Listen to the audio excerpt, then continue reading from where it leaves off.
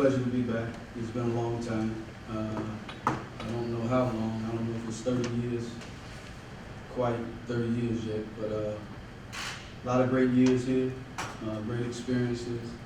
We didn't win the big one with all the talent that we had, but we had a great time with each other.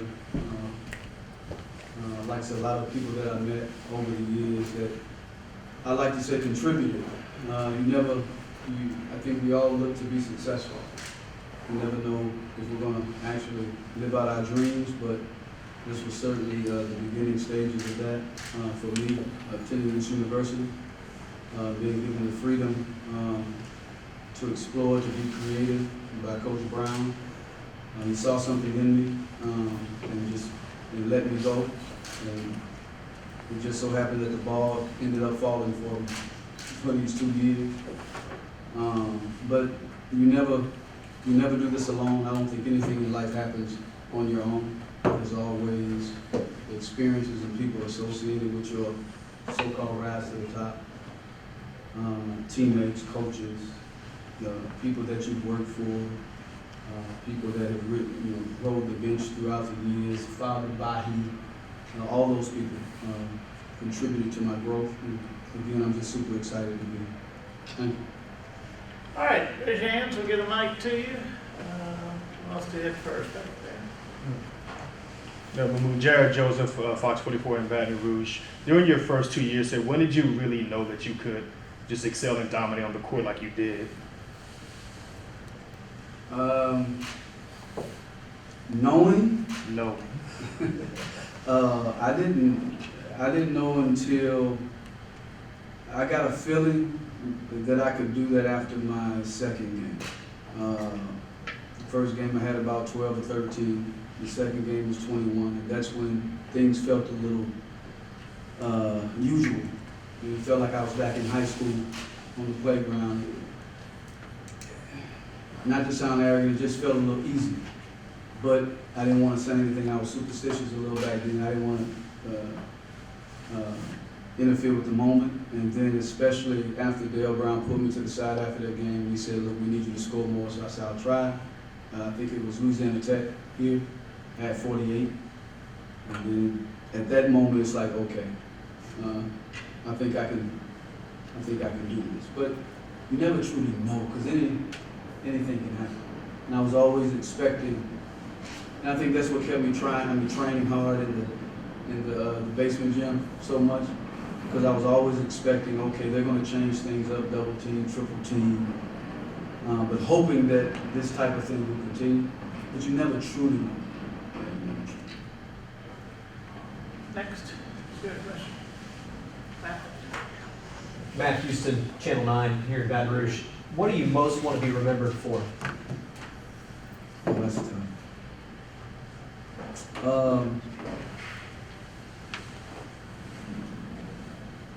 It would have less than, for me, Dale Brown used to say back in the day, this was sort of his saying, you may know it better than me, that at the time my name was Chris Jackson, of course, that Chris is a great basketball player, but he's a greater person than he is a basketball player.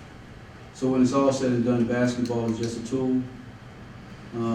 As far as I'm concerned, the most important thing for me is the person that I am and leaving that type of legacy. Yeah, just being a great person, standing up for what's right. That means more to me than the game of basketball. Mahmoud, Craig Loper, Channel 9 WAP here in Baton Rouge. Just curious how much your upbringing in Gulfport kind of contributed to who you became when you got here. Some maybe things you learned from people you grew up with, your mother, or how did your upbringing affect who you were as a person early on in your LSU career? You know, I've been saying for years that your environment has a way of molding and shaping you. And of course, that was the beginning of my education. It was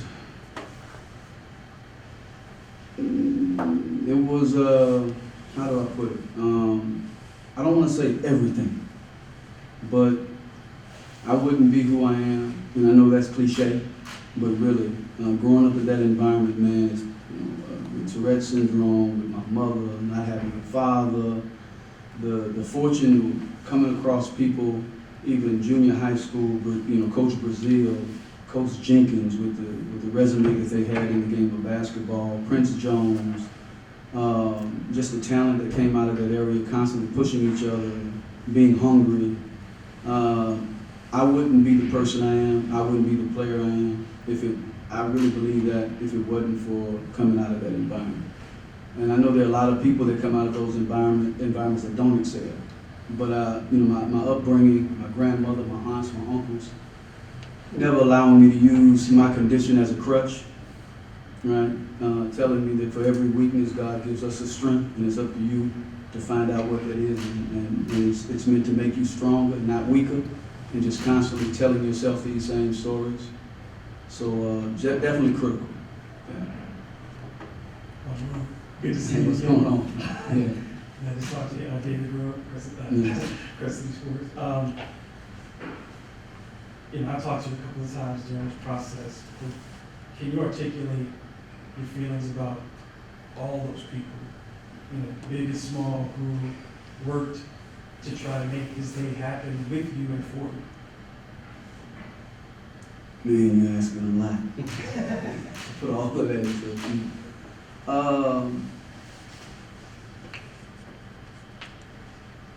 You mean putting all of, not just this, but just period?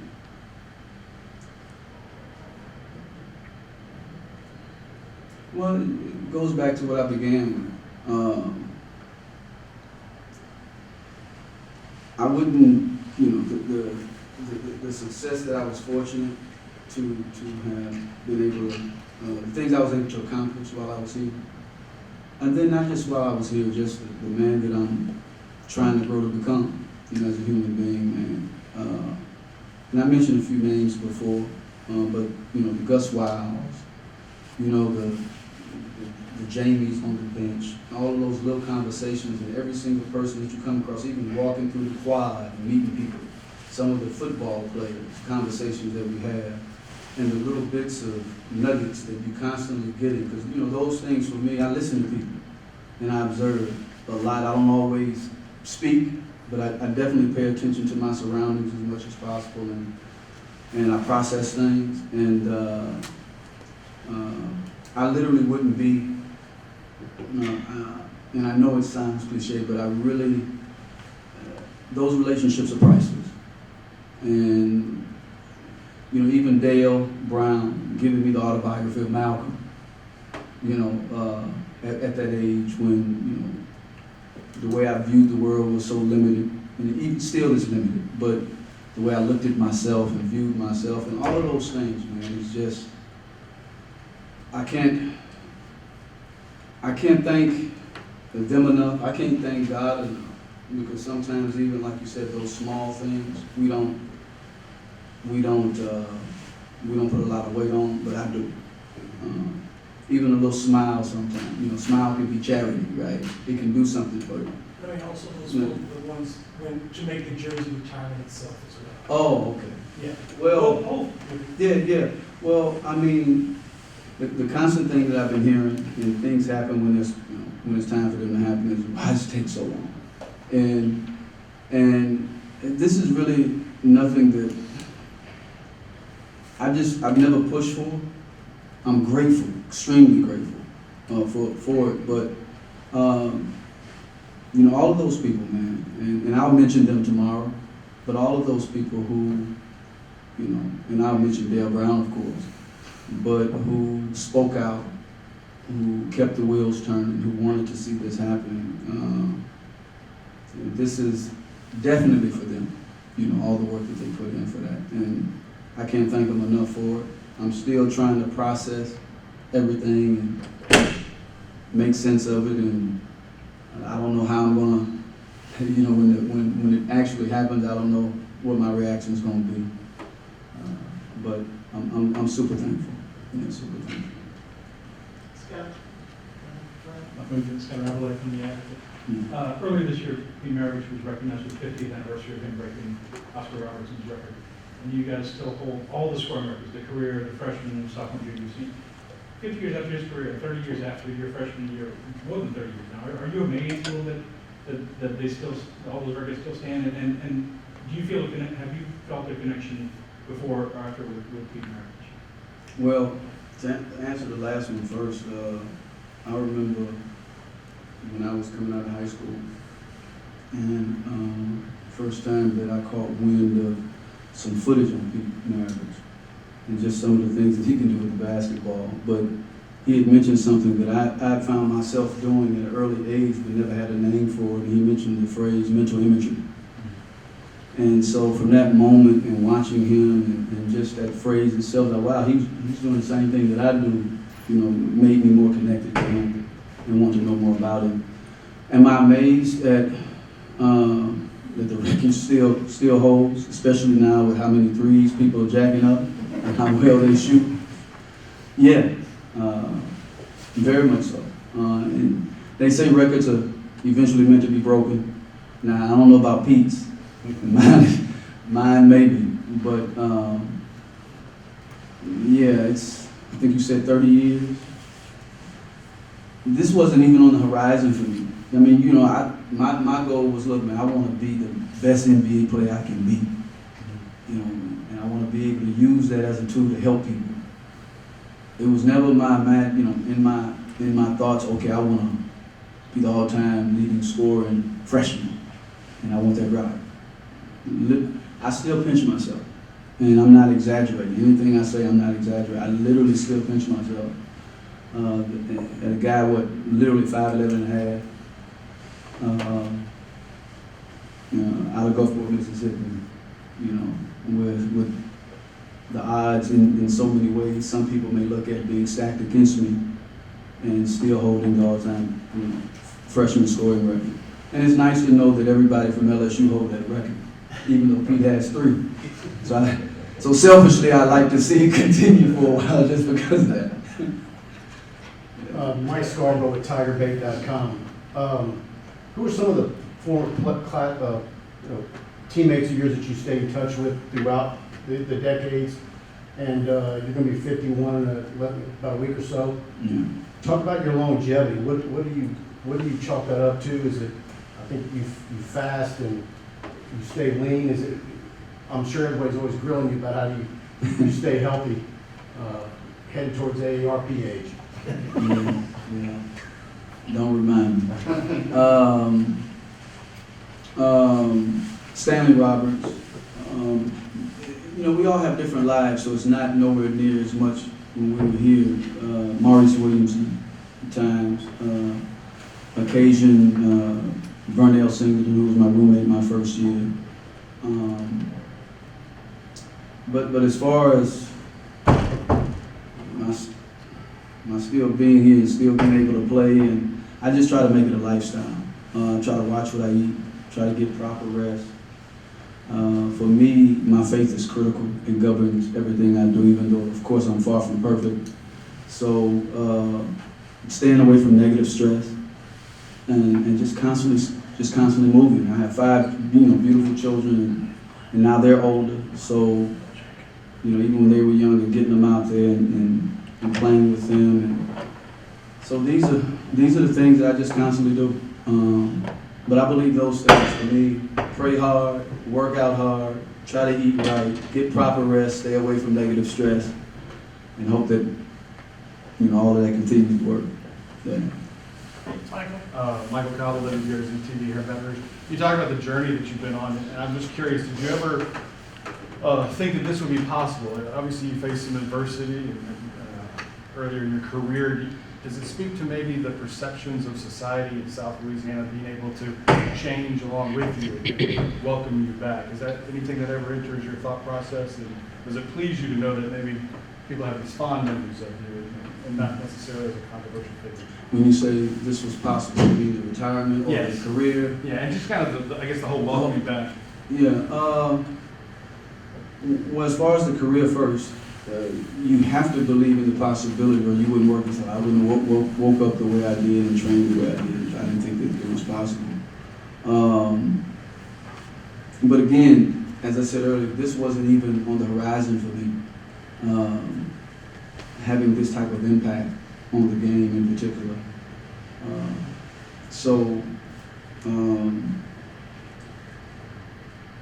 But going back to the possibility, yeah, it's always possible, but I didn't envision this. I couldn't have written this if I had to, and story this way. Because I remember our first interview, and he asked me, he said, well, what do you want your career to say for itself when it's over? Okay, I was trying to be humble but realistic. I said, man, if I can average 12, 13 points and 7 assists for my career, I think it'll be a decent career. Because I'm thinking, okay, these guys, 6'5", 6'7", whatever, they're gonna be strong, just as fast. It's gonna be a challenge. But of course, my goal was I wanna dominate.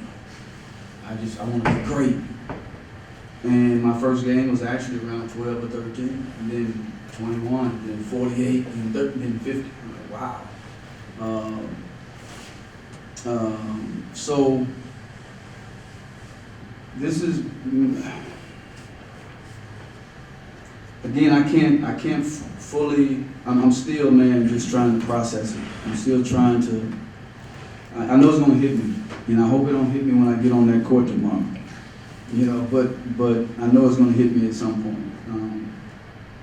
I'm just blessed, man. I'm blessed for all of these pieces, because there's so many guys that are super talented.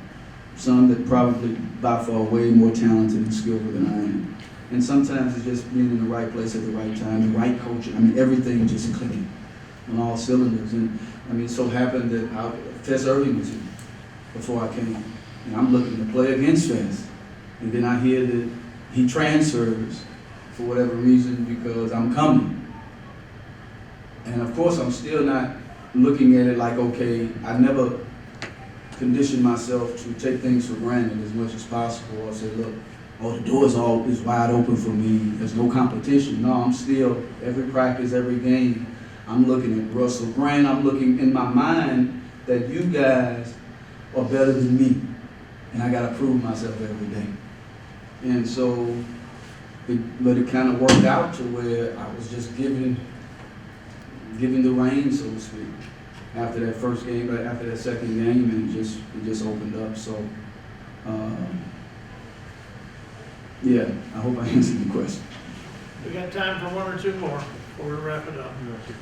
Hey, Mahmoud, I'm just curious, with the platform that is the internet nowadays, a lot of athletes are speaking on things like systemic oppression and police brutality. Mm-hmm. I'm curious what you think of the narrative in 2020 now, where these big-time athletes with huge social media followings are speaking on these things. Do you like the direction, or like a lot of these athletes? Do you like how they're going about it nowadays? What do you think about where that narrative is now?